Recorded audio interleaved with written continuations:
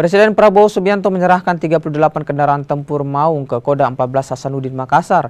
Kendaraan ini diperuntukkan bagi personel di wilayah Sulawesi Selatan dan juga Tenggara. Di HUT TNI ke-80, Kodam 14 Hasanuddin menerima 38 kendaraan tempur Maung. Penyerahan kendaraan tempur ini dilakukan di lapangan Hasanuddin Makassar. Kendaraan diserahkan Kasdam 14 Hasanuddin kepada para dan Ramil di Sulawesi Selatan dan juga Sulawesi Tenggara. Kendaraan ini diperuntukkan untuk mendukung kinerja TNI dalam melayani masyarakat di wilayah masing-masing.